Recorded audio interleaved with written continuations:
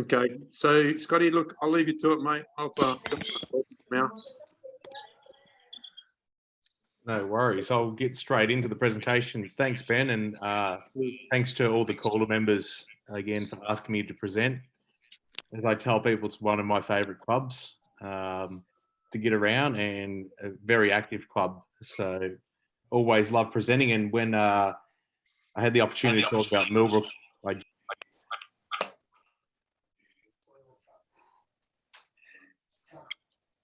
can everyone hear me still? Sorry. Got you now. I'm popping everyone on mute, Scott, and then I'll take you off. Thank you. Yeah, so when Chris asked me to present on Millbrook, I jumped at it because it is, it's where I work a lot, and I love to take people out there and fish it. It's a stunning setup there at Millbrook Lakes. So I'm going to go through it. I've sort of based this presentation on, if you're interested about Millbrook, you're not sure about it. Most people on this presentation have probably been there. But for those who haven't, I'll talk a little bit about the fishery and the fishing and what to expect if you were to head up. So let's get into it now. Oh, screen sharing is off. I'm just going to... There we go. Yep. All good. Yep. Sorry, just got locked for some reason there. So Millbrook Lakes is located in the Victorian Central Highlands, about just over an hour west of Melbourne towards Ballarat. It was founded by Mark Weil in 1995. It's a private fishery and it's strictly catch and release.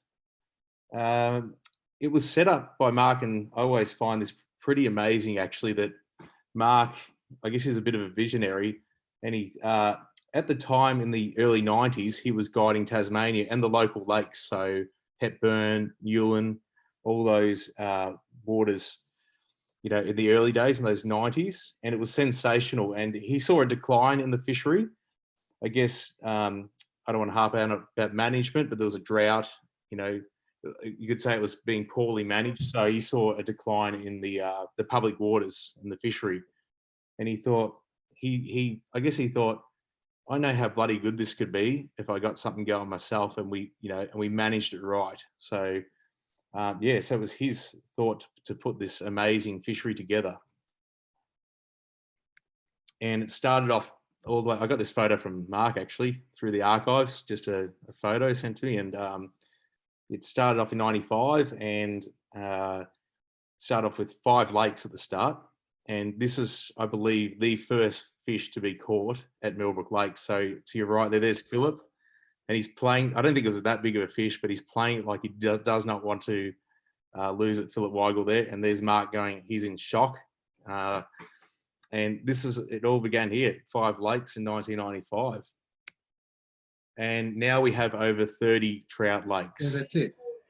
So we have. I think there's about 36 or something now, and a bunch of little ones that we've stocked as well. We don't really count them, little buggers. So yeah, there's loads of water to fish, like so many. It's confusing with us guides when we go there and we're all talking, should we go to Ronnie's? Should we go to Surdo? Should we go to Triggs? And we're like, I don't know, where's the Dunn's going to hatch? So it's so cool to have so many waters to select from. And there's, back in the day, construction of one of the lakes. So you can see how much effort goes into the, Mark, when he started this. Yes, a phenomenal amount of work just creating and building these lakes one by one. You can't just put trout in a lake and let them grow. So you have to improve the fishery, and that's what Mark's did over the years. So he's improved the habitat of these waters. And this is which you may know, most of you here, this is the Cabin Lake. And over all the lakes, he's planted over 5,000 trees. He's fenced off a heap of water to keep stock out and farming practices. And this is the Cabin Lake. You can see to the right there, when it was low during drought, he made some channels. So they're all channels for fish to come on the flats because they never come on the flats. So he created these channels, and then all of a sudden now, if you've ever fished the Cabin Lake, there's fish all over the flats, which makes for exciting, sight fishing. So yeah, so there's a lot of work gone into these lakes over the period of time. So yeah, let's talk about a little bit of the accommodation. So we've got 3 cabins now at Millbrook, and we can accommodate up to 14 guests. And it's if anyone's been up to Millbrook, I think one of the highlights is the cabin, the cabin lake. It's, you know, your typical log cabin. It's what every man would want us to live in for the rest of his life. You know, life next to a trout lake. So it's an amazing place. So if you haven't been there, just staying in the cabin's a highlight. And this is the new cabin. So you may or may not have seen this one. So I pretty much built it myself. You know, Mark and Kyle pretty much watched me build it. I'm just kidding, guys. I know they're going to watch this back, and I pretty much hit past 3 screws for the whole job. So Mark and Kyle built this little sucker. Yeah, so we can house a lot more people, and you know, we're debunking the bunk room or the bunk cabin, and so less snorers and separating all, so you can have a better night's sleep as well. So yeah, so that's it there. Let's talk a little bit about the fishery itself. It's most of our lakes are shallow, so where you're fishing's 2 to 3 meters, and it's easily accessible from the bank. So it's, you know, really exciting bank fishing. You know, the first thing we do when we go to a lake, we usually do a quick lap with someone just to do some sight fishing, because we all love casting to a fish that we can see. So they're very clear. You can sight them. It's just, yeah, it's ideal for trout and trout fishing. Well, what makes Millbrook so great is the food. So it's a smorgasbord out there. You know, the highlight is the mayfly and the midge, I think. So that's why most people, they're always talking, you know, whenever I get someone coming up there, is like, are the midge hatching? You know, are you getting an evening midge rise, or are the mayfly hatching? But we also have amazing caddis, smelt, scud, mud-eye, damsels, everything. There's terrestrials that sometimes we get cockchafer beetles coming in. So a lot of surface and dry fly fishing throughout the year, even winter. As you can see, this is pretty amazing. This is just some of the food there. You saw that's our trusty old dun there. But this is amazing. This is one of our lakes called Top Ronnies. And Mark and I were going through the weeds. We're like, what are they? And those are aquatic snails. And I've seen aquatic snails before, but I've never seen aquatic snails that are 20 mil long. And they were floating around and fish eating. So the way, I won't go too much about snails because snails are boring.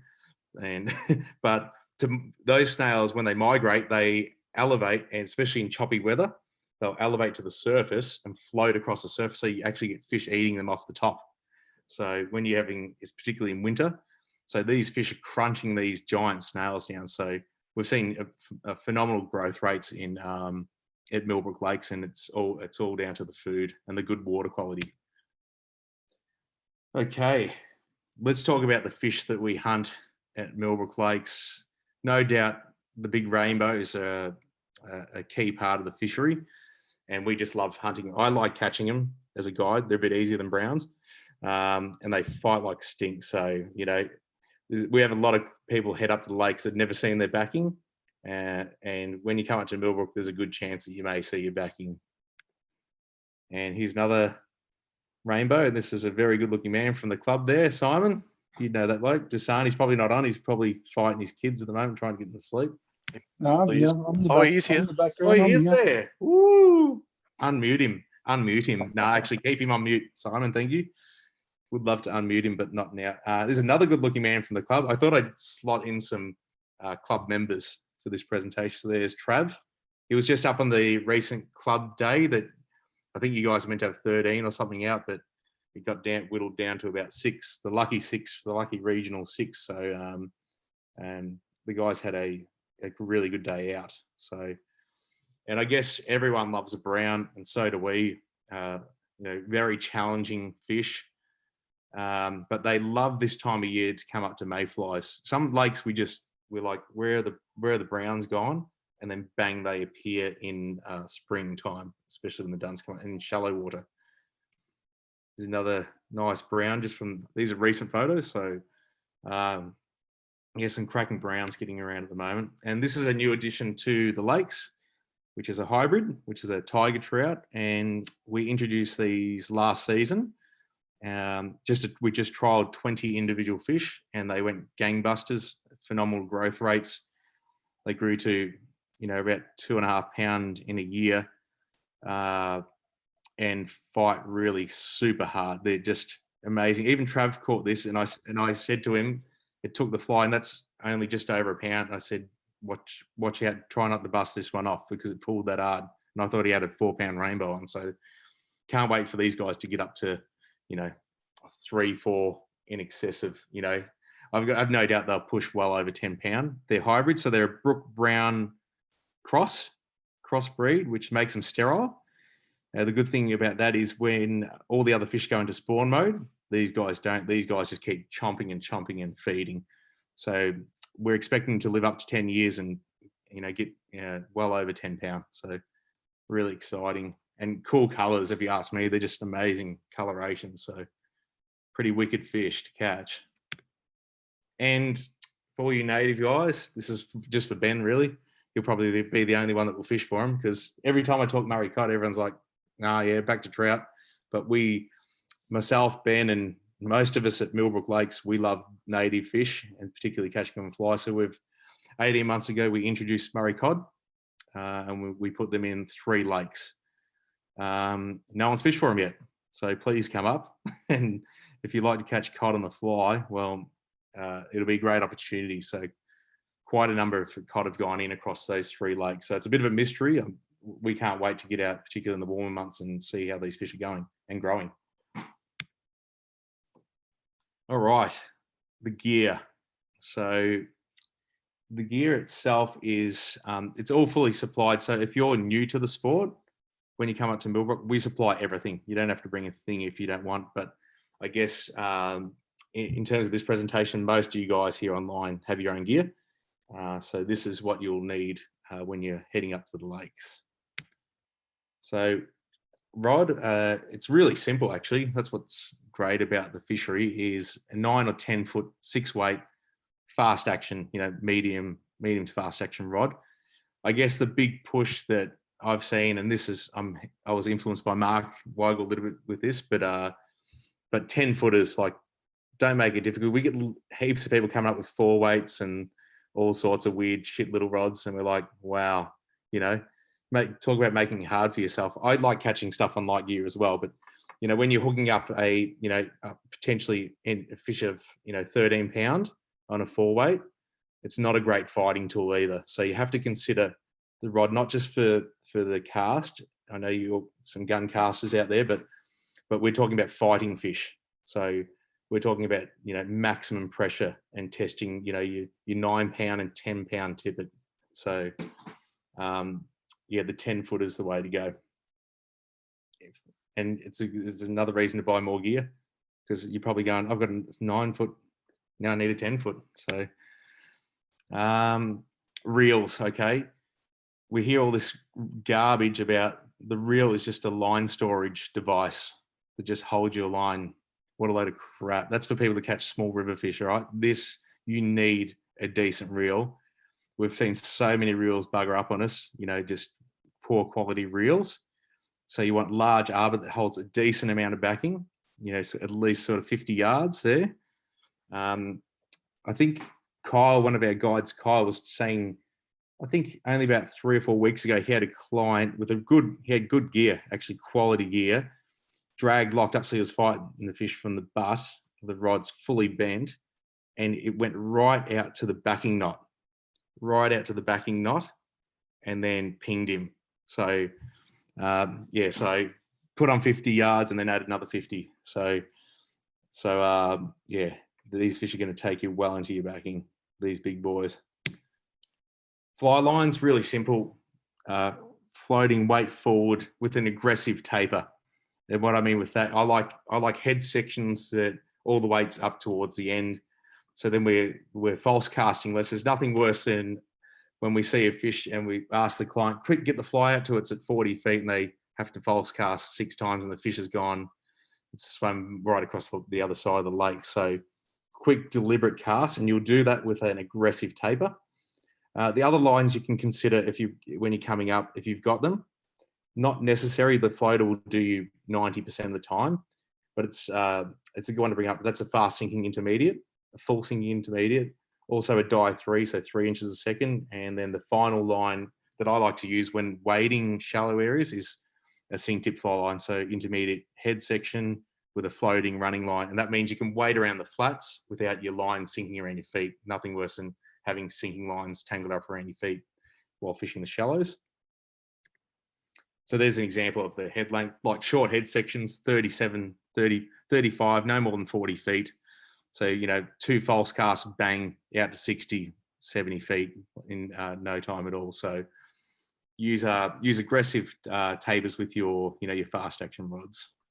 Quick question from Grant. Scott, is an 8 weight okay? A bit overkill probably, yeah. You could certainly use it, yeah, absolutely. But as well, for a period of the day, you're going to search for fish, and I just find even a 10-foot 6 weight, like if just say the fish are going lock style, where you know a lot of repetitive casting, you can get I don't know, I played footy for too much. See the shoulder here, it's stuffed. So, you know, repetitive casting with heavy rods can be challenging. You know, the guided days fishing usually around 10 hours. So you do want something that's not going to be so heavy in shoulder. But if you've been at the gym, for sure, the 8 weight's fine. So, but 6 weights, I think 6 weight is the perfect rod. A 5 weight on a nice day, done fishing as well. So no problems there if you don't have the 6 weight. Okay, this is what I carry. I carry a vest pack when I'm on rivers, but on the lakes, I like rivers. We tend to not have to make super fast changes, but on the lakes, we have to make quick fly change. You know, fish is cruising past, we're throwing the fly at it. In the next 10 feet, I want to, you know, change the fly and deliver another fly to the fish. So make sure you're well organized in whatever, if you're using a vest, just make sure you know where your gear is to make quick changes. I'll start from left to right here on your screen. I think it'll be left to right on your screen. So the scissor forceps, that's on the left-hand side of the screen. Really handy when your nippers bug up to have the scissors on there, on the forceps, but also to trim flies, trim indicators. I didn't write up there, but obviously the nippers are pretty important. New Zealand strike indicator system. So we'll talk about, that comes in with the fishing later, the methods. The other one there I didn't put there, that's pay it paste. So the pay it paste is a wax-based floatant, if you haven't used that. So if you've got the old, you know, the gink, whatever you want to call it, from the old days, I'm going back too far and I'm talking about 1990s there, but if you've got oil-based floatants, that's good for your flies. The wax-based floatant's good for your leaders, okay? So stop rubbing your oil on your leaders, it just comes straight off. Okay, so get some wax-based floatant. The CNF Ruby Cell dryer, that's just fantastic for when, you know, especially this time of year, you're mayfly fishing, you've caught a fish and there's fish popping up everywhere. What you don't want is, you know, to have to make a fly change. You want to dry that fly out and make it float like a cork again. So that Ruby Cell dryer, I hit that, and then after I've hit it with that, so that takes the moisture out of the body of the fly, and then I hit it with some top ride, so some of that shake and bake, whatever you want to call it. So, you know, a desiccant, and that bang, Ruby Cell, top ride, dry shake, and bang, you're out to the next fish. So you're not mucking about. Snake river mud, that's pretty self-explanatory. When you want your leader or tippet to sink, you know, that's yeah, super important. That thing with all, you can see all that's just a thermometer. I don't use thermometers. I know Philip Weigel loves using thermometers. He'll tell me the water temp's like 11 degrees, but in the end, we just go fishing when we can go. I'm not going to measure the water temp and go, okay, we're not fishing today. It's half a degree too warm. We're just going to fish anyway. So that just holds my waistline, as you can see there, my bits of tippet. So oil-based floating, good for your dry flyers, and then a sinket, a good sinket as well. We don't use sinkets enough, especially when we're using unweighted flies, like unweighted nymphs. And this time of year, we're usually using, you know, if they're not eating the dries, we're hanging a nymph off the back, and there's nothing worse, or, you know, coming past sight fishing, and you cast your fly, your unweighted nymph, and it floats, and the fish just swim straight past it because it didn't get down to them. So have sinket on there. Tippets 2x, 3x, and 4x. If you got any 5x, keep that for your river stuff. You're not using it out in Millbrook, they'll just snap you off every time. And 4x, you know, you don't want to go there, but if you have to, that's what you go to for light diameter. But generally this season, particularly the last 2 seasons, the fish are growing really big. You know, if you do hook that 8, 9, 10 pounder, you want to be running 2 or 3X. So generally we start off around 3X, and some other lakes where we know the big fish, we start off on 2X, which is around that 12-pound tippet. I didn't put leaders there, so we're just using 2X leaders most of the time and then attaching some 3X to it. Or if you haven't got your 3X, 2X leader, you can use a 3X leader there. So yeah, so I like to use fluorocarbon for everything, even my dry fly fishing. And people say doesn't sink, not really. But if anything, when you're dry fly fishing, if you have that last meter, just sinking to your dry fly, perfect. It doesn't lay out across the top like monofilament. So, you know, you might have that second opportunity to fish. Okay. Now, I'm going to open up my fly box, and no photos here, Simon, of the fly box here. No, you can take photos or whatever, but this is like, I guess, I explained this to my wife. This is like opening up a woman's handbag. You should never look in and never know what's in here, but I'm doing that tonight for you guys. And the good thing about these lake flies, like when I go to Moorabool or Hepburn, none of them change. This is what I use at all the local lakes. If I'm going Tullaroop, anywhere, these are the flies that work, okay? And this is my one box. This is my, what I call my 90% box. So I've got one box. It's got 3 levels, and I'll show you what in these photos, but I've also got another 6 boxes in my bag, but this is my 90% box, okay? All right. So you can see there, these are pretty much my wets, wet fly box, small wets. So you can see on the right there, the fly with the orange bead head and the black body there, black seal's fur body. That's a go-to for us at the lakes there. They seem to love it through winter, and mayfly hatches, it just stands out amongst the crowd. I call it an orange beadhead with a black body. I don't think Kyle's on, so it's got a really bad name, so I can't say it online, I don't think. But if someone asks me, I'll let you know later what the name of that fly is. It's one of Craig Colton's tie, so really cool fly. As you can see, some bead-headed nymphs and buzzers. You can see all those buzzers there in the center bit. You can see I've just got a range of colors: red, greens, and blacks, different sizes. And what you want when even if you're heading out to Millbrook, any lakes, you want options. So you make sure you've got make sure you're not carrying 2 midges, a range of options in there. You can see the millie midge in there, some big midge. We have giant midge at Millbrook, and you have giant midge popping at Moorabool. So you want right up to size almost 10s, okay? We're generally using 14s and 12s, okay? Now you see all those about midway there, you can see some like river nymphs. So I guess you'd call them river nymphs with bead heads. Now they're great flies, great midge imitations, those little check nymphs, great midge imitations, especially in the chop. So when we're indicator midge fishing, in a lot of chop and wind, we use little bead heads just so we're anchored down and fishing the depths that we want to fish rather than unweighted. I only use unweighted when the wind's at our back, or, you know, sort of a calmer day. Then I tend to use more unweighted flies. But bead heads, you know, when is it not windy out towards Ballarat? It's windy every friggin' day. So make sure you've got a good range of bead heads. Then moving further to the left, you can see some things that look like glow bugs. They are glow bugs, just pure filth, as we say, but they are absolute dynamite in the winter months, okay? If you've not drifted around a glow bug in a lake, well, you're missing out on a number of fish. Obviously, being a purist dry fly fisherman that I am, I never use them. Wink, wink. So top left-hand corner, stick caddis, and Kyle and I both agree, most of us agree that most of our stick caddis I guess the commercial ties are too small. So make them decent. Like you see them pushing around the reeds, they're gigantic, they're huge. So, you know, at different times of the year, make sure you've got a couple of small ones, but generally have them around size 12. A few 14s. And bottom left-hand corner, these which are coming into play at the moment, your damsels. So, and I use one. I use the skinny damsel there.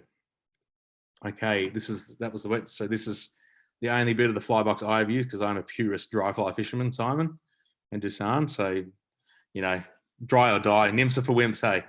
So, as you can see, pretty much the right-hand half of that box is mayfly patterns. So if you draw a line right through the middle there, to the right, they're all mayfly. Those and you're looking at the ones going, what the hell is that orange? That's just just a high vis post on a parachute done. So you can see it in the chop if you're not good at seeing the other post flies. Because one of our favorites in the middle there is a claret shaving brush. So claret body shaver, and an awesome fly on all of our public waters as well.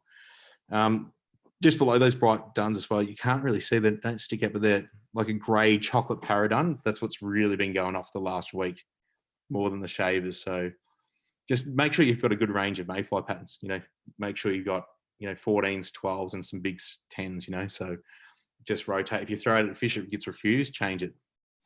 Now the ones just below the duns, you can see some bright orange flies and then some claret coloured ones. That's the carrot flies.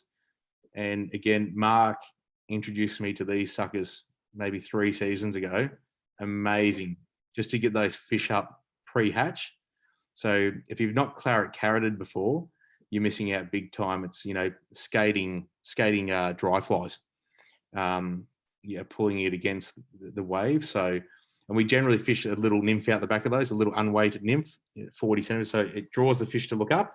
The fish look up and then bang, they eat the nymph, or they come up and eat the claret carrot. And then when they're on the go, you can just fish the claret by itself or 2 claret carrots. It's amazing. Behind those carrots, some caddis imitations.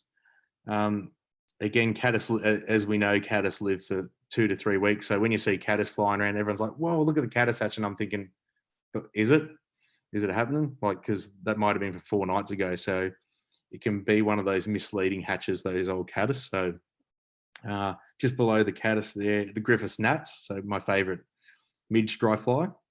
And then the final row there is a bunch of spinners in different types. So fully palmed ones for when they're on the wing, when they're leaping.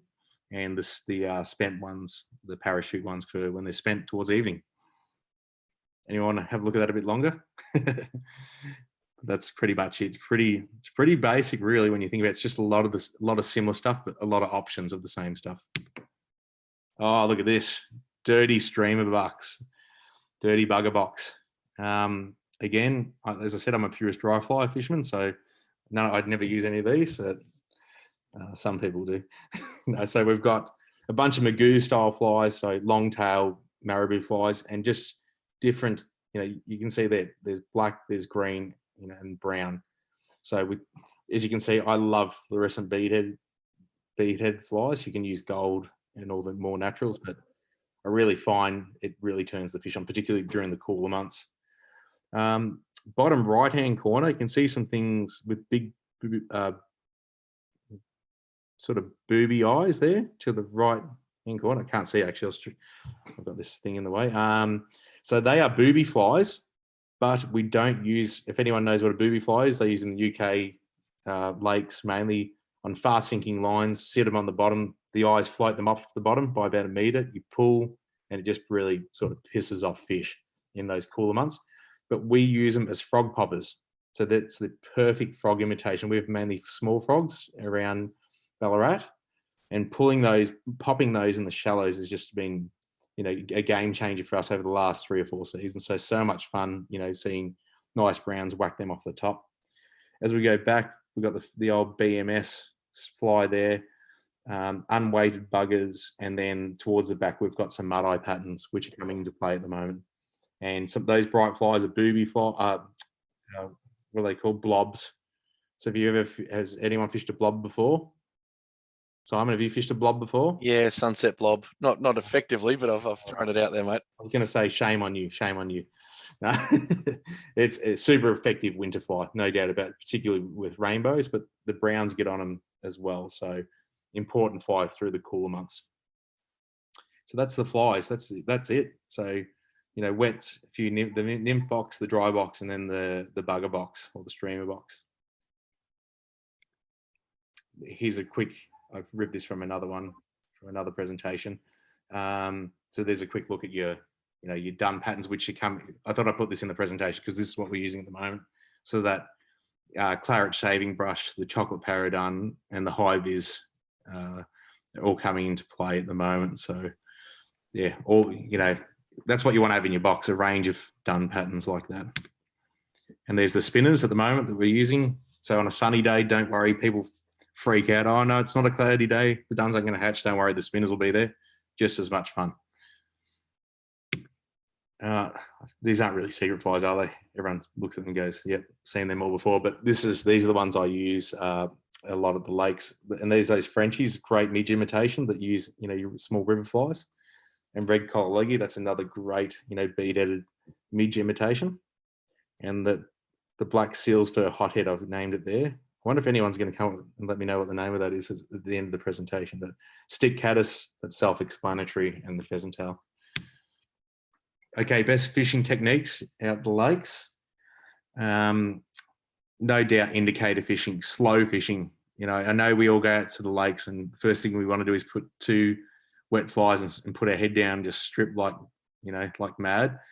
But just like your river fishing, you wouldn't go to a river and rip around buggers sideways. Well, some of us do, like me. I like swinging big wet flies, but most of the stuff in rivers and in lakes, they're dead drifting in wind or dead drifting through a river. So there's no different. You should start fishing off slow. Whether you use an indicator or not, that's up to you. But we love indicator fishing. We can hold flies around zones and areas, around weed beds, slow drift them. And it's a super effective way of catching fish. Lock style fishing. So when the club comes out, we'll run through lock style fishing, nymphing, the carrot dry fly fishing if you haven't ever used the carrot before.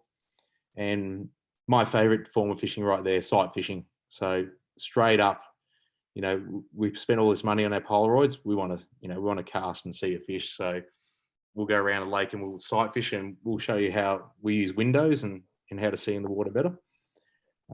No doubt dry fly fishing, that's a must at Millbrook. And we're coming right now, just starting to creep into mud-eye fishing, which is on evening. And also another technique is that frog popping as well. All right. Why come to Millbrook Lakes? Because I know a lot of you saying, it's all right, we've got all the public water, it's just down the road and all that. But what we've seen a real growth in the private fishery. And, and the main reason, I think to come out to Millbrook, we've got, one of the best teams, I think, going around Australia. And we're all a bunch of passionate guides, and we want to teach. We want you to catch more fish when you go fishing. So, those names there, Philip, Kyle, Mark, Craig, and myself, there's a wealth of knowledge there, and we want to share it with you. So come out and learn a new technique. You can take that with you and improve your fishing. So that's what we're there for. And we're also welcoming Chris Schroeder to the team. So your man Chris in the club, he's been in training for the last sort of 3 to 4 months, and he's going to do a little bit of work with us starting this spring. So again, more knowledge, more wealth coming to the team. So, and look, Millbrook Lakes, it's like I said, it's an excellent place to hone your skills. And we cover everything from beginners. So if you've never touched a fly rod, don't worry, we love you just as much as an experienced angler. Like, I love taking out beginners, and seeing them catch their first fish on fly. It's really quite special. So, and if you're an advanced angler, and just say you've never midge fished or something like that, and you want to take that to the next level, we can certainly help you there. Or lock style fishing, or using sinking lines, or anything you like to learn. We're there to teach you, and so you can take it to the water yourself. And we do get a few bookings in regards to this. A lot of people say, I've got a New Zealand trip coming up. I've only ever river fished in Victoria, and I can pretty much just launch them straight and, after hooking them into the net. So I want to learn how to fight big fish and play big fish. So there's no other better place than this to learn how to fight, fit strong fish. We stock our fish in the same as fisheries do. They're all about the size of your hand. So they're nuts. So they've got big fins, they're crazy. So we'll teach you how to fight and play those big fish on the reel, netting it, the correct rod angles and things like that, so you don't bust off that fish of a lifetime. I guess, like I said, one of the biggest draw cards is our hatches, and I regularly get guys, calling me up and text messaging me saying, oh, the mayfly up and all that stuff. So we have excellent mayfly hatches and midge hatches due to the excellent water quality. Peak time for the mayflies, October, November, and then back around in autumn, so March, April. So they're 2 4 best mayfly months. And the midge is awesome because they're around all year round. And what I love about the midge, they're only around in winter. So we have one hatch, and so we can really focus in on that in the cooler months. There's our favourite little March brown there that we get. And there's our little midge there. And we also have smelters. So I would say March is a really good time for smelters. So you can have smelters and duns, crazy time of year. So, but there's smelters all year round. But that would be the peak months there. Awesome fun fishing, even sight fishing, fish crashing, bait fish up along the shorelines. And amazing mud-eye and frog feeding on the dusk if you're into. I'm not a big fan of night fishing, I must admit, but with a moonlit night and mud-eye swirls around and big fish, yeah, I'm up for it then. And the most, well, this is one huge draw card, I guess. Landing fish in excess of 10 pound, you've got a good chance of catching one. I've never caught one myself at Millbrook, but there's been a fair few people that have caught trophy fish. And this season, we've had a lot of water around the last 3 years, and the trophy trout numbers have been phenomenal. I would say this season, around sort of 30 fish have come in at double figures. So, they can reach in excess of 12 pounds. So be ready. You got to be on the job when you hook these fish, because they're going to smoke you. Even on 2X, they'll smoke you. So really important to have those fish fighting skills up and about. And yeah, so that's a huge draw card, is the fish size at Millbrook. And it's shitloads of fun. That's the most important thing that we see. And as guides, you're going to get a high five of us. You're going to get hugs, you get big man hugs. Don't be afraid of us. So we'll probably be more excited than you, when you land a fish, because we just love it. So yeah, it's a heap of fun, and yeah, come out and enjoy it. We love to see new faces, so pop in and say good day. And I just noticed there's a dun right near the anal fin there. That's pretty cool. I didn't notice that when I was putting the presentation there, but there's a little mayfly on its guts. Yeah, so, and the Calder Fly Club trip. So this is your club trip coming up on the 30th of April and the 1st of May. I believe there's probably 3 or 4 spots left. So, so I think there's a lot of new faces coming. So prepare yourself for the big dogs, as we say. And if you're not a member of the club, or you're considering joining the club, I couldn't speak more highly of the Calder Club. So they're located their meetings are in Gisborne. I'm sure all this COVID nonsense is over. So if you're in that Western Victoria region, Sunbury, Gisborne, Bacchus Marsh, pushing out Kyneton Way, and you're not in the club, I think it's one of the better clubs going around. So, it is one of the best clubs going around. So get in touch with the boys at the club and join. It's a great club. So we look forward to seeing you then. And, that bloke there, he's netting that big fish there. That was a trophy fish coming in right there. That's Mark Weigel. I couldn't find a good photo of him because I don't know why I didn't. But, this is 25 years of hard work that have gone into these lakes, and it's never been more exciting than right now. And his vision's become a reality, and we want to share it with you. So really looking forward to seeing you on the water, and thanks for watching the presentation. Fantastic, Scott. I'll start taking people off mute, and they can start asking the questions. Bill from Red Tag has just said, Red Tag, stay on the Zoom, as Scott will give us some up-to-date information on Millbrook and their trip coming up. Yep. All right. Now, Isaiah, so at the moment it is really good mayfly fishing. So bring up your floating lines. You don't need sinking lines or anything like that, crazy stuff like that, just your floaters, and a bunch of mayfly patterns. The hatch has been unreal, like the mayfly hatch, which is sort of sometimes starting at 10 in the morning and going right through to 3, but on a normal average day, 1 till 3 is the peak time. So have your game on there. But yeah, superb dry fly fishing. And then the spinners are coming on late afternoon. So they'll start to kick in, which is a lot of fun. So you sort of have that double hatch. So you just have your mayfly patterns, a few nymphs unweighted and weighted. So just pre-hatch. So you've got a few nymphs to throw around, hook a few fish pre-hatch and then after hatch. But yeah, mostly dry fly fishing. So you can have a ball. Scott, question for you. Damsel leapers at Hillies. What do? Do you just crack a beer and give up, or have you got any tips for us? Nah, so if you've got an old cricket bat, right, what you do is, if you ever played a forward front foot drive, just go close to the edge and just whack them. Yes, I do. Yeah. So this is damsel leapers are like spinner feeders. They're taking them on the wing. So they're taking them, not sitting on the water. So we've found the key element with anything that's on the wing. I only did 1 year of competition angling and wasn't for me. But one thing I learned was how to fish for damsel leapers, and which was really cool. And that's just a bead-headed magoo, then ripped around like an absolute, like even roll and hold. So so what they're after is that fast movement. So you just cast out that magoo. You can even roll and pulse, so tuck you right under your arm and double hand retrieve. You don't go super fast, just roll it. Or fast long strips with long dibbles.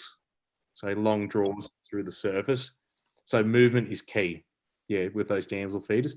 Yes, they do get on the dry damsels, but you know when that's happening because they're swirling around usually around the rushes. So you'll pick up on that. So if you see fish swirling around rushes, dry fly then, but all the other leaping fish, strip fast, just under the surface. And it's an amazing hit. So yeah, it's a lot of fun.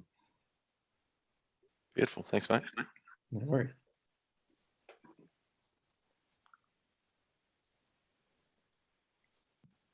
So what about the reel fishing, mate? What about the reel fishing? When are you going to start opening these 3 lakes up?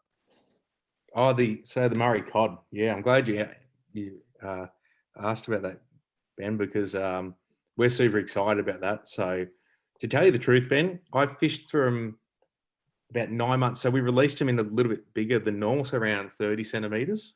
So they were sort of maybe 1.5 pounds. So they're decent size when we put them in.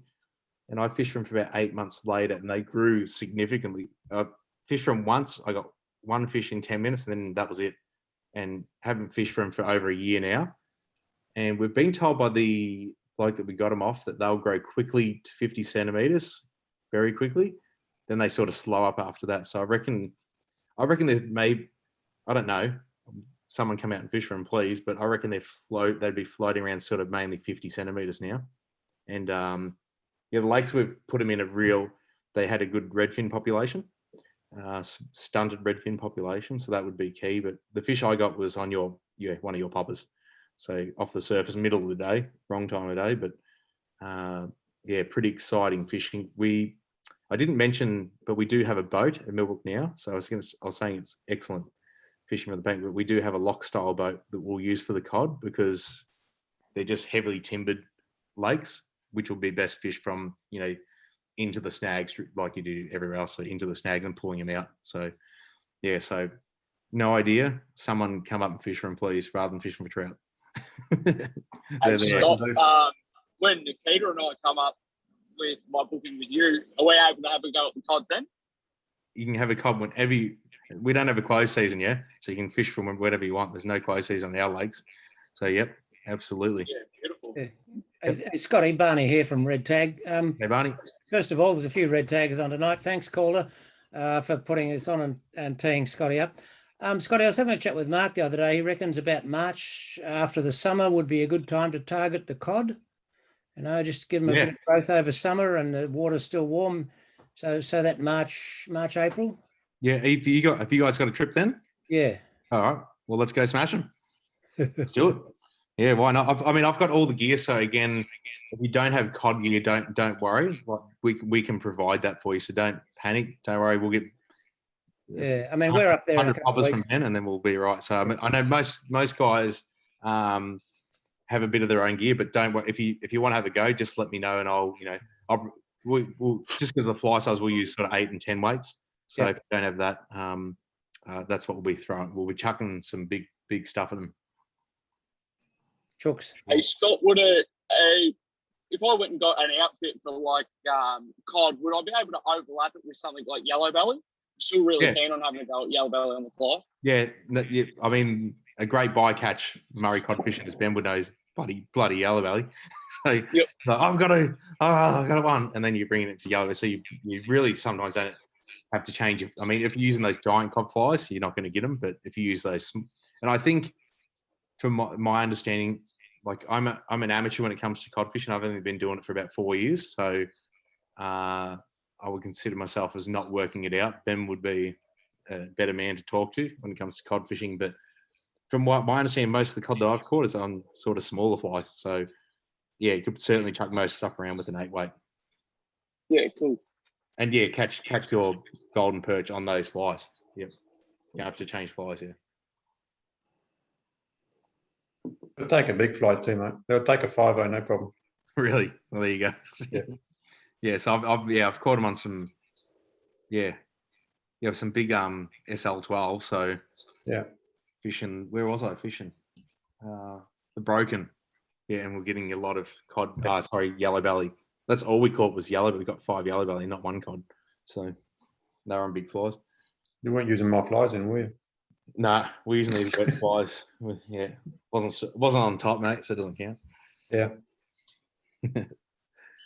So any questions about Millbrook or the hatches or any gear stuff or anything like that? What's the fishing like in the warmer weather in the summer?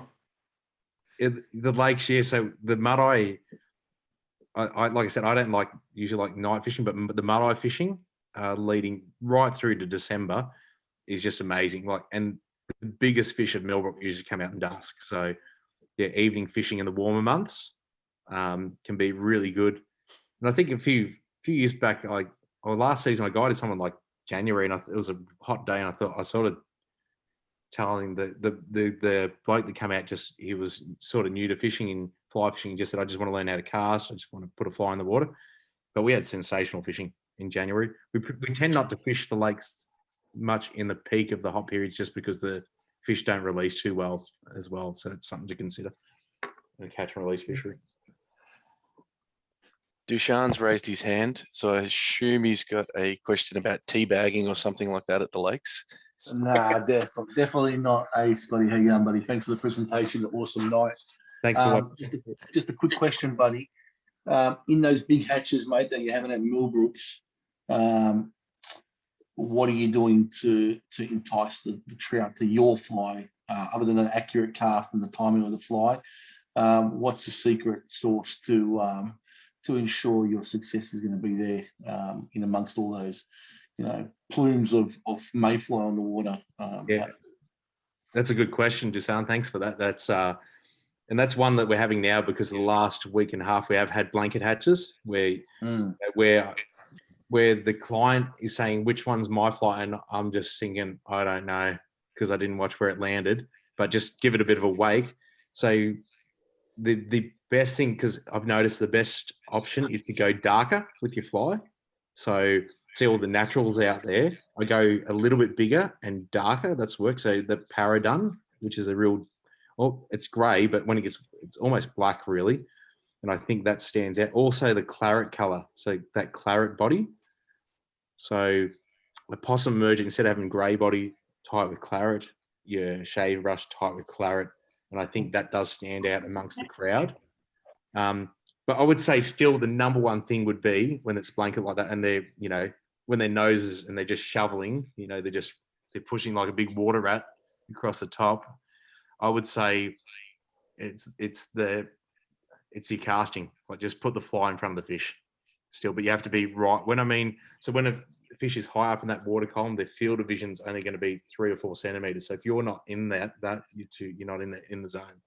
So still the number one thing is put your fly and don't wait for the fish to come to you. We see people they cast, that's 3 meters from the fish. That'll do. No, get the fly, right in front of the fish. So run up and down the banks. Don't sit there and wait for fish to come to you. If you see a rise, run to it. and learn how to cast, false cast while not jogging, but walking fast. So you're not tripping over your line, but your line management skills, things like that, not tangling up as a fish is coming fast, not getting overexcited and putting the flies into the grass behind you, just calm and put the fly in front of the fish. But yeah, so claret, you cast claret colored bodies, dark bodies, and then also you're casting. Awesome. Thanks, buddy. No worries. Leader length, Scott, is it 9 foot? I'm not sure if you mentioned it before. Is it just 9 foot, or you're wanting longer for more stealth on the lakes? So it's funny, when I'm dry fly fishing to these fish, I'm just 9 foot leader with about 3 foot of tippet. So usually, 2x leader, maybe with 3 foot of 3x. Yeah. So yeah, I'm fishing pretty short and accurate because we've got a lot of wind. So I find these super long, people put 6 foot of tippet on and the fly is about to land and kicks off 2 feet to the right. So I'd rather be more accurate rather than worry about making mistakes with my fishing. So I want you to put the fly where it needs to go. And that's using your false cast. So your false cast is not just to get the fly to the fish. You should use it as a distance and accuracy gauge. So you got to know, I can tell when the client's aerializing their fly line, I'll tell them to drop, because I can see exactly where it's going to drop. So, I generally only use longer leaders right up to around 19 feet or 20 feet. And that's usually indicator fishing. So if I'm fishing deeper water, I might have 6 foot of tippet underneath that indicator with 2 flies. So that's when it becomes long, but not for dry fly fishing.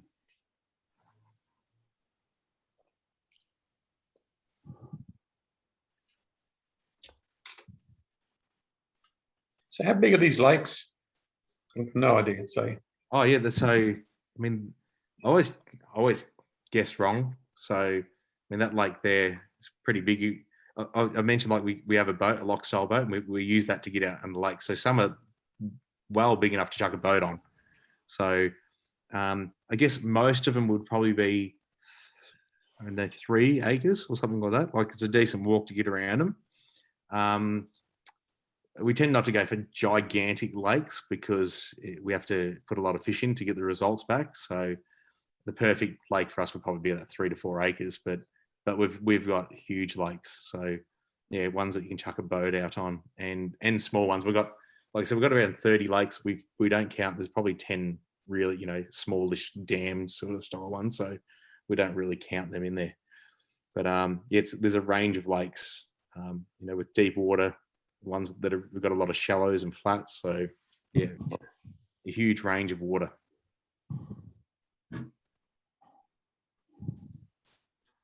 So, sorry, the difference between, I guess, the aquatic life compared to what's in the public lakes and the quality of the water. So Yeah. what do you put that down to? I put that down to Mark's hard work of 25 years of looking after most of these lakes. So, improving habitat. So as you know, like cod, you don't need to stock more cod. You just need to provide the habitat and they'll come back in numbers. So, and water quality, like the water quality up in the Ballarat region, where Mark saw the opportunity, he knew the water quality was A grade in most of these lakes. So, and he looked for, particularly dams that weren't on creek lines, so more spring fed. We don't love the ones, obviously on creek lines, they dirty up quicker, have silt problems. So yeah, ones that are spring fed are the better lakes. So, and I don't think I reckon fisheries are doing a fantastic job at the moment. Like, I've got nothing but good praise for fisheries at the moment, Victorian fisheries. But until they believe that we could have a world-class fishery around Ballarat in public waters, will it ever be that? And if they don't believe it can happen, well, come to our lakes, and it shows you with the right management and the, good water quality and looking after the fish, we'd have a world-class fishery at Mirrabul and Hepburn and Newlands and all those with fish in excess of 10 pound regularly caught if we wanted it, if they believed it.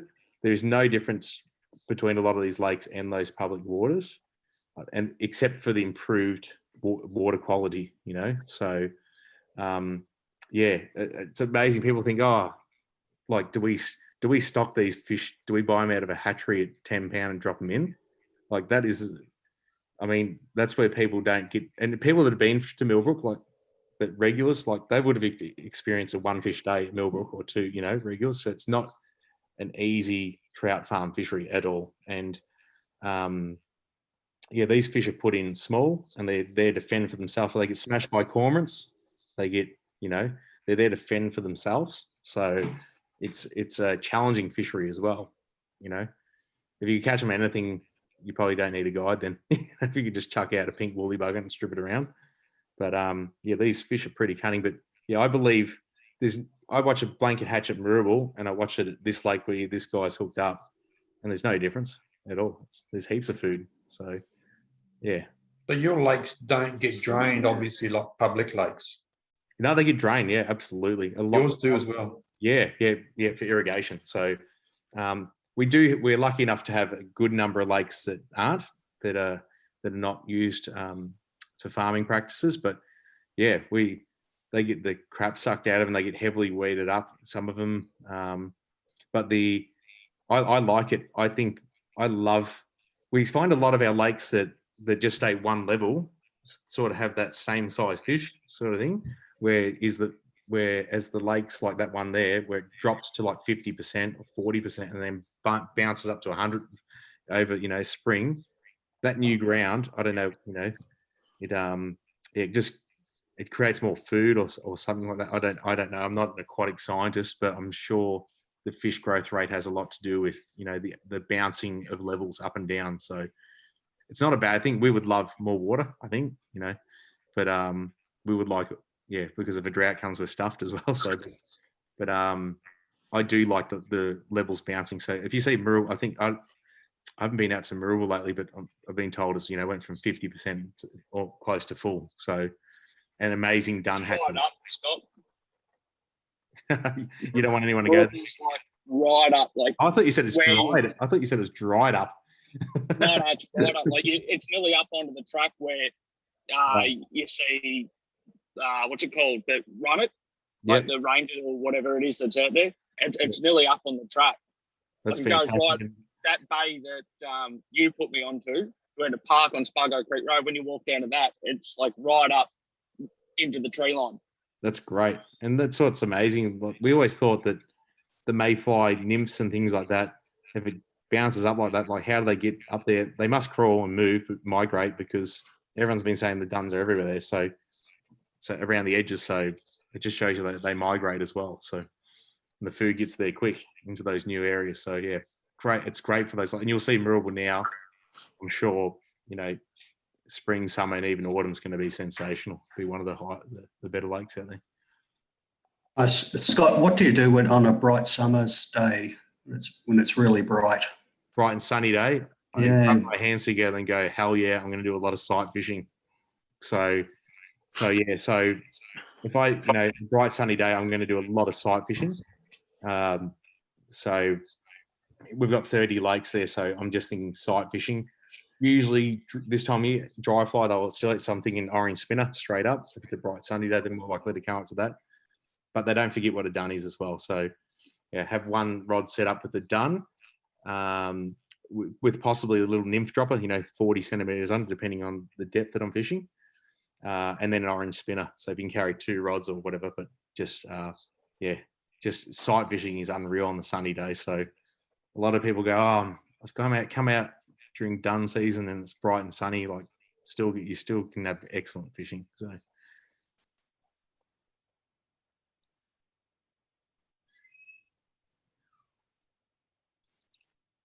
Feel free to take yourself off mute and get your opportunity with Scott to ask the guides secrets and tips.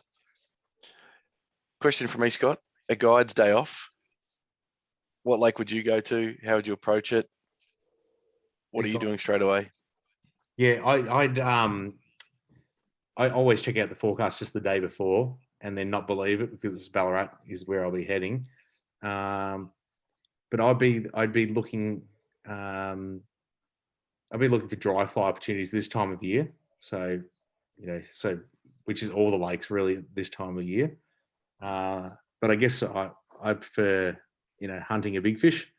So I'd be looking at those waters as well. So, more likely to go to Mirrabel or Tullaroop, something like that. I'd be looking at those two waters as well. Or on my day off, going cod fishing or saltwater fishing as well. So probably lean towards the dirty salt these days. So, but locally, I bought a boat just specifically for Lake Wendouree. So that gem in Ballarat there as well. I'd be looking at going, doing a bit of lock style fishing, pre-hatch and then searching out for some dun feeders. And I've been told that dun hatches at the moment, I've just been too busy at the moment to head out to the public waters, but I've been told that there's amazing hatches at Wendouree, so I'd be going there for sure. And everyone's like, oh, there's heaps of duns, but there's no fish. Well, just chuck a nymph on under your dry, and they'll all be under there eating the nymphs. So that's always the case there. Thanks, mate. How's the new family going, Scotty? Good, Barney. Yep. Good, mate. Good. Sleep deprived. So I don't know if there's any spelling mistakes in this presentation. I hope you didn't see any. No. Because I got my wife to go through it, and then Beautifully done, mate. I'm really tired. I'm not sure if there's any mistakes. So, but yeah, no, it's all good. It's really exciting. So exciting having a 2-year-old and a 7-week-old. It's it brings challenges, but it's a lot of fun, heaps of fun. So, yeah. So on my days off, Simon, I just said I'll be going fishing. I'm not going fishing at all. It's funny when Simon asked you that, I thought, I bet he's not going fishing. No, I go. I think. Oh, it'd be so good to be at Mirrabel right now, while pushing a swing back and forth.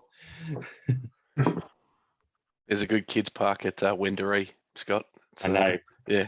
Fussy, but I'd get distracted, and not a good thing to have kids in your water. Distraction, like fish. So keep me away from there.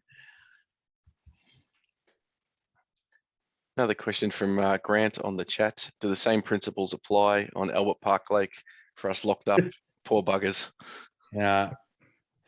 I don't know. I think Kyle did a mayfly presentation. Someone asked, is there mayfly at Albert Park Lake? And I would say there wouldn't be. I hope I'm wrong, but I would imagine the water quality not being great. Yeah, there's no mayflies there, Scotty. Is there? Oh, it sounds like a man that's fished it right there. I don't want to rub it into all your, like, the fishing's been terrible at West here. No, it's been awesome, but Albert Park Lake. No, I mean Albert Park Lake. You'd be better off indicator fishing and stripping there.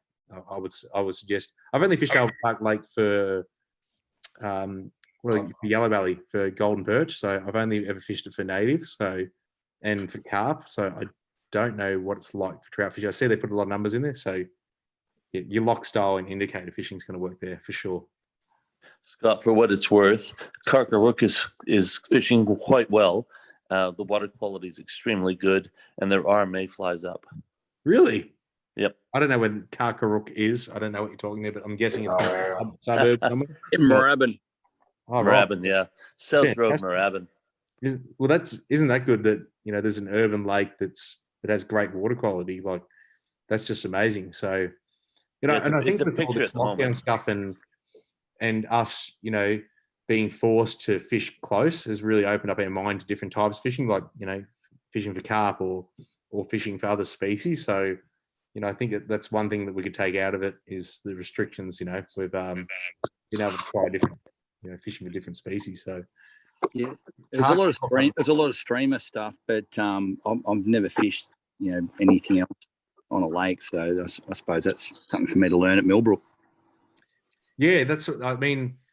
I love my river fishing. I learned how to fish when I was quite young, 12, and I see the lakes always as challenging, no matter what, even as guides. So I feel a lot more comfortable on a river. I can tell you that when I'm with a client than side by side in the lake, because it makes us work hard for our fish. And it's a challenging fishery, and all the lakes are. But it was actually think it was 15 years ago, something like that.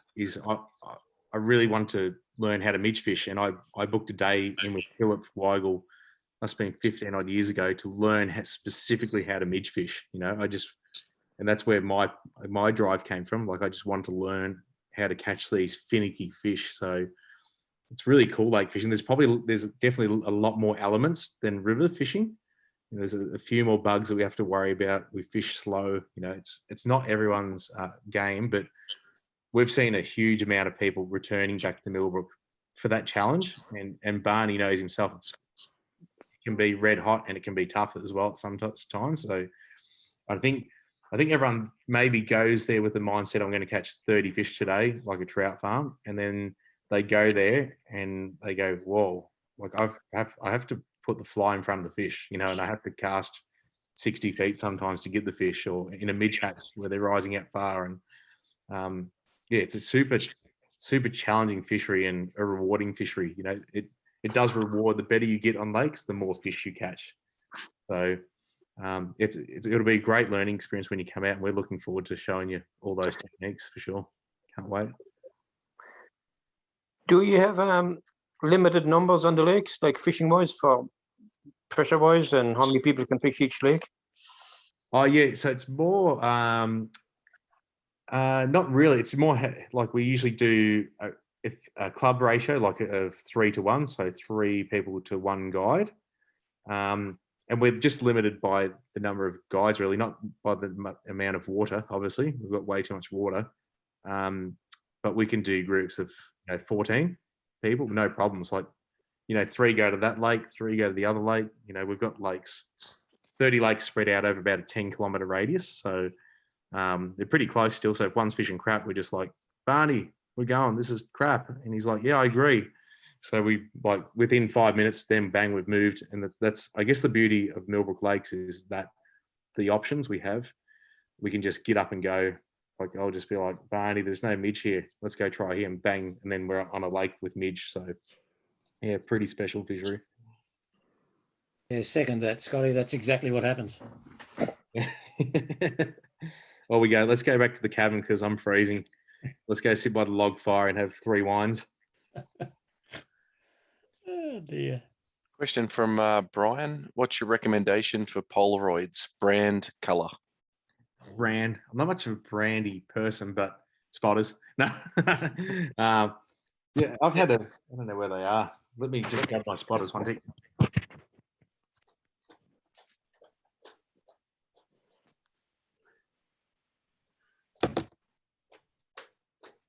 So these is what I use here.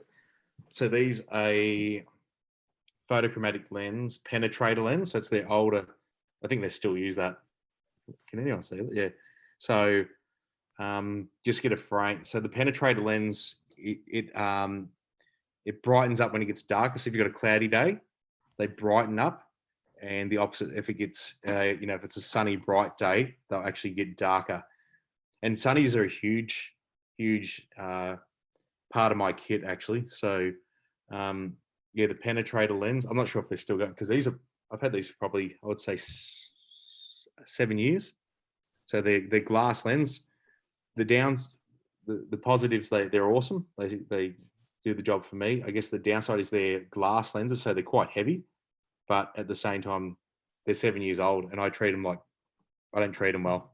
So they're just, dropping on the ground, but the glass lenses are awesome. So yeah, so Spotters penetrator lens.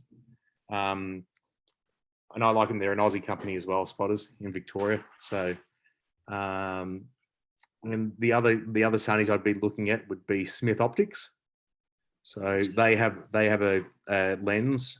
Like I said, I'd like to try some Smith Optics, but I've had these for 7 years and they're still doing a good job. But the other lens that I'm going to purchase is a green-yellow lens, so a bright lens for grey days. So I've been saying that for the last 2 seasons, but a green lens, so that allows more light in. So I don't want to say this because I'm going to be 40 in a couple of months, but the older you get, the more light you need to come into your sunglasses. So if you're having trouble seeing the fish, go for a green lens and it's fine. Philip Weigel only uses the green lens Smith Optics.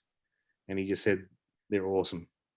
And I would agree. Like, so something that lets more light in, because let's face it, when it's a blue sky day, probably servo sunnies will do the job. But when it gets tough and grey and intermittent light, bright sunny cloud, you want to have a good pair of sunnies here, and that's what I use.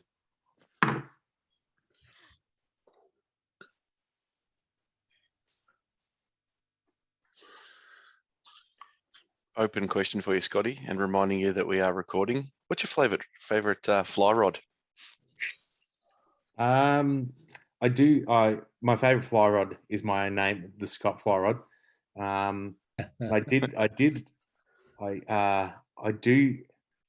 When I say I did, because I stopped making the Scott Radian. So I love that rod. So I've just got the new centric in the 10-foot centric, as you saw in that image there. And I like the centric because it is a bit of a cannon. So it's a lot faster than, when I say it's a lot faster, it's still got that nice soft tip that the Radian had, but it's got a bit more balls down for, so I got that rod specifically because I see clients struggling to hit that fish that's, that extra 10 foot out from them, and they'll get them on the 10-footer centric and bang, they're hitting it in 3 false casts. So, so that centric rod is an amazing stick. I reckon the perfect rod in that weight, that centric, Scott centric, would be that a 5-weight, I think. I don't have one. So Scott centric, if you're listening, please give me a 5-weight. But no, but that 10-foot 6-weight centric is just a beast of a rod. For a lake rod, if you want an awesome one-off lake rod, that Scott centric and that's what I use, and that's what I prefer. They're an awesome casting tool, awesome fighting tool, and with a soft tip, they're good at close range. We can see a lot of people with super fast, stiff action rods, and they're busting off a lot of fish as well. It's got no give on the hit. So, so something with a little bit of tip, softness in the tip, and that will give you good close range as well. So, yeah, I like the Scott range of rods, but, I've used all the range of rods, and that's what's good with all the fly rod companies at the moment. They make specific rods for your type of use. So if you love small streams, there's a rod for you. And I always say, go out and cast 3 lake rods, and don't be persuaded by me, because you're different to me. So, and your cast will be different. So go line up 3 10-foot 6-weights in and just have a cast. Go to your fly shop and have a cast. Thanks, mate. Question from Bill on the chat. Scott, do you still Euro nymph? Do you also run workshops on Euro nymphing? Bill, please, I only fish dry fly, and I only fish size 32 dry fly. Bill. So are you coming tomorrow, Bill? So I've got a nymphing day tomorrow with some regional clients. So we run, we do the red tag. We run the nymphing classes for your club there, and unfortunately, I think we're meant to have one in May. It got moved. It's been moved 3 times, and now it's on the 2nd of April. The only weekend I've got free is the 2nd of April next year. That was the only weekend date I had available. So we do run nymphing classes. Absolutely, and they're mainly done with Craig Coltman. So, and we do an advanced course now. So we do 1 day of Euro nymphing, and then we do the 2nd day of all swinging wets and just covering all your river stuff. So, yeah, we do the nymphing courses, and we do one-on-one courses as well. There's Carcarook there, Scott. Is that where the swans are? Yeah. Well, that looks really nice. It is nice in the morning. That's beautiful. Look at those cygnets there, hey? Yeah, so I've got 2 swans, 3 cygnets, and a goose. Who's the goose? I don't want to ask. I won't say. That looks really nice, doesn't it? So they stock that, do they? That lake there? They do, and they've got some brood fish in there now. So there are some big ones.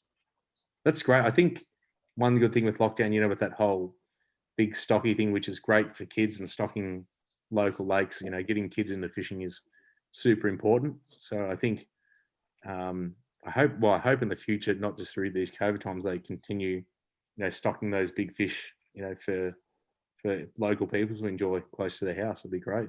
Well, exactly, and it's well within reach, even with the current vague restrictions. Current vague, I like that. There used to be a sand mine. Sand, oh, is that why the hole's there? Yeah. I think that's why it's so clean, because it filters, Oh, right. filters through the sand. It looks, Yeah, it's a really great nice. mix. I mean, the frog life there is extraordinary. Frog popper it on dark. Mm. Get out your boobies. One quick question. When it comes to practice, is it what for the Millbrook? Do you practice presentation or distance, or is it more to do with something else? What was the last bit? Sorry. So if you practice, do you practice your distance casting there, or is it more the presentation of the fly, or is it more your awareness to getting the fly within the area? What's more important?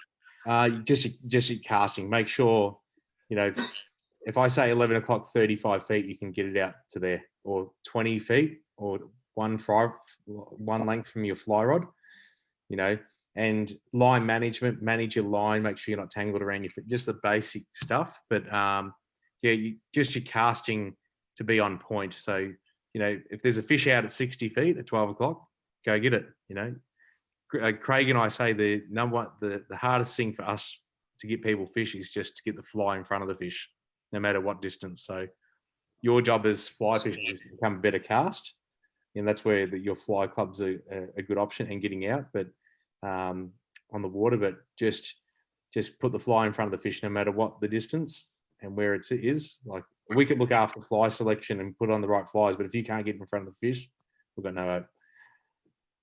And if you feel like a good workout, just ask Scotty to give you his full sinking line and fish in 20 feet of water near a dam wall. Buggers your shoulder up. That's it. That was punishment, Barney, because you didn't get the dry fly out to that fish. So I thought, that's all right. That's okay. I'm going to make it strip wets on a die 6 for 4 hours now. Yeah, you're a hard man, Scotty. Sorry.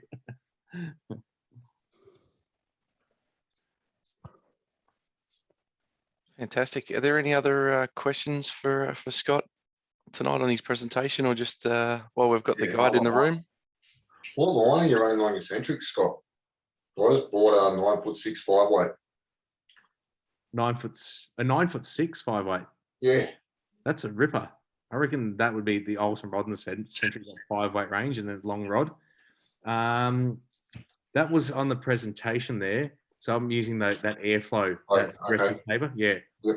Used to be called ballistic, but I don't think it's called that. But they're new line. So that aggressive 37 foot, on the 9'6" long rod, like perfect, aggressive taper on that. But just with those lines, just match them up. Like, you don't have to go line weight above, because they're quite aggressive, especially with the 5-weight. It would have already that nice flex. So, but still use that 37.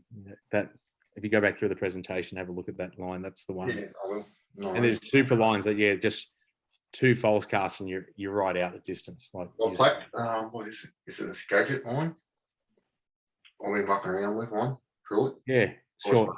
Yeah, And all that sort of stuff. I think, you can work even with aggressive tapers. You can still work on your presentation. Like, that the line speed's going to be high, so make sure you don't land the flies hard. Just land the flies above the water and let them drop gently. So you have to be aware you've got an aggressive taper. But that's the line that I'm running on. That's on the centric, and it's a great line.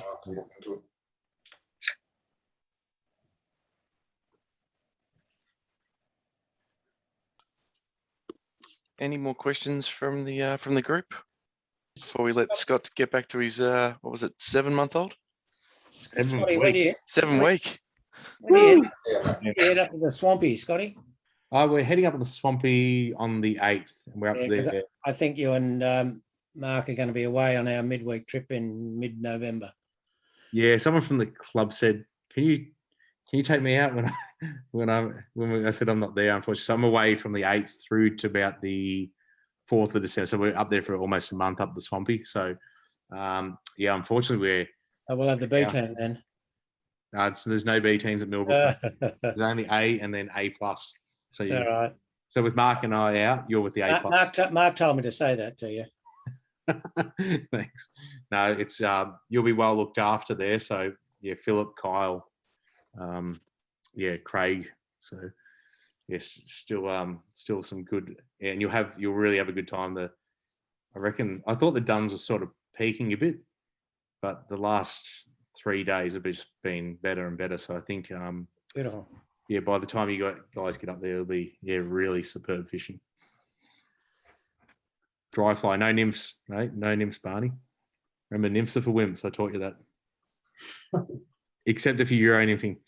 And except if you tie it on for me. Yeah, I have no shame. You saw my box: glow bugs, buddy. What else? Blobs. Yeah, no, I'm a fishing guy. I'm there to catch fish. You didn't have any squirmies in there, though, mate. Yeah, you should see my buddy river box for this nymphing. Yeah, this nymphing course over the next 2 days. It's disgusting. Yeah, looks like someone vomited pink spaghetti in my box on one side of it. I didn't see any moppies, mate. I'm not a huge fan of mops, but I don't know. I wasn't a huge fan of squirmies anyway, but until they catch a lot of fish, then you like them very quickly. So, but yeah, I just find flies that, especially for nymphing, that cut the water quick. So I find mops you got to use really heavy beads for them to get down to where you need to be, and just find squirmies to it probably a bit better. But I'm not saying the mops aren't great flies, so just don't use them. Hopefully Susan with a D still on, so they'll be all right. Mops and squirmies and blobs and boobies. What does the world come to? What does the fly fishing world come to? What happened to just silk fly lines and dun patterns? It's all changed. Frog poppers. Frog popper. Like it. All right, I reckon we're probably going to let Scotty go. I can just look at his eyes and he looks absolutely rat shit. So I'm saying that, Scotty. One thing I do suffer from is really bad hay fever. So it's not been a good time. You and me both, mate. For COVID, and when you've got a runny nose or whatever, like my eyes just are like, I usually get this injection thing where it's not COVID injection, but this injection to stop the hay fever. I get that bad. So no, not smoking weed or anything like that. It's just hay fever. Yeah, okay. Now I've got to do another edit before I put this up. Edit that. Can you cut that? Yeah, mops, smoking bongs, and squirmies. This presentation in All right, guys, I think I'm going to wrap it up now. I just want to say thank you, Scotty. A little bit about the club. Obviously, we're Gisborne based. We're northwestern type of area. Most of our members really have a good crack at the Western Lakes, and we pretty much getting reports day in, day out of the guys catching fish, fishing different lakes. So with us, what are we on, Simon? That WhatsApp, Instagram, Facebook, all the socials. But on the WhatsApp, we're really getting reports on a daily basis, pretty much from different lakes. And some of the guys have really got them wide and give us some really good tips on flies. Bit more about the club, obviously. Look, we do target native fish, trout all over the place. We tried saltwater, and this year that's got bumped 3 times, I think. So maybe in the new year we'll have another crack at that. But Scotty, it's a brilliant presentation, mate. Thank you again, and hopefully you'll get a few more members and a few more people bang on your door to get up there and have a fish. Looking forward to seeing you up there, mate. I want to see you catch a trout. A what? It's like a live bait for cod or something, isn't it? No, that's all. Well, we can catch a trout and then just take it to the cod lake. So yeah, no problems. Thanks again. Well done, Scott. Thank you. Members. Yeah, thank you very much. Good on you, Scotty. Thank you, mate. Thanks, Scott. Thanks, everyone. Thanks, Scotty. Thanks, Scotty.